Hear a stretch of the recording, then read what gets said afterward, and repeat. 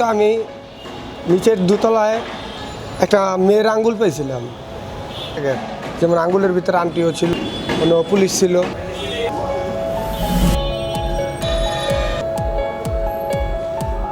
রাজধানীর গুলিস্তানে অবস্থিত বাংলাদেশ আওয়ামী লীগের কেন্দ্রীয় কার্যালয়টির দিকে তাকালে এখন আর সেটিকে একটি রাজনৈতিক দলের প্রাণকেন্দ্র বলে মনে হয় না, বরং ধ্বংসস্তূপে পরিণত কোনো যুদ্ধবিধ্বস্ত শহরের ছায়া মনে হয়।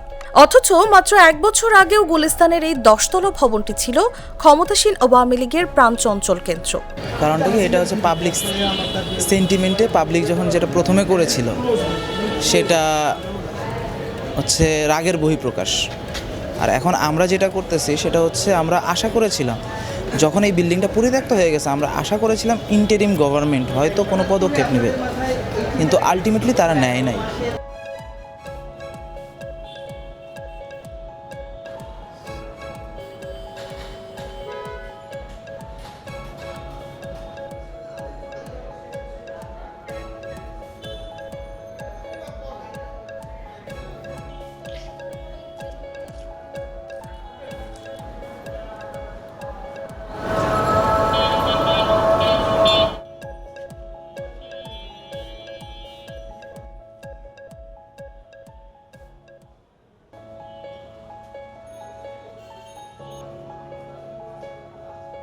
আমি এখন আসি দেখতেছি যে একটা সাইনবোর্ড লাগানো রয়েছে নতুন করে। এর আগেও একবার আসছিলাম, দেখলাম যে ওই আপনার ছাত্ররা একটা সাইনবোর্ড লাগাইছিল কিছুদিন আগে, সেটা আজকে নাই, আজকে নতুন একটা সাইনবোর্ড দেখলাম।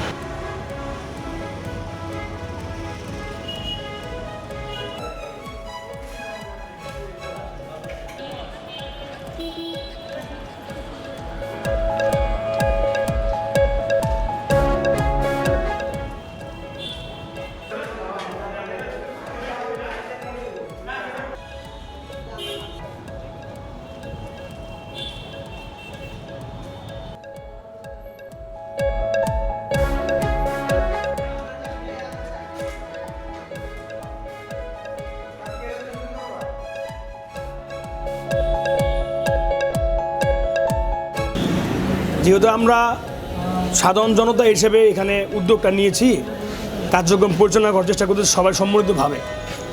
আমাদের সেক্ষেত্রে ঢাকাও আসা আমাদের একটা সাপোর্ট দিয়েছেন এবং সিটি কর্পোরেশন আমাদের সাপোর্ট দিয়েছেন।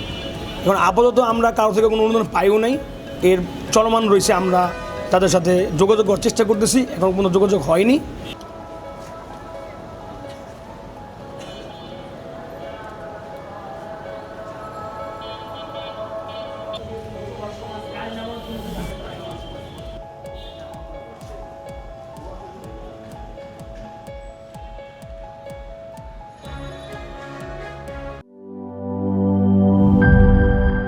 বান্ডেল থাকলে প্রতি সেনমানিতে টাকা বাঁচবে।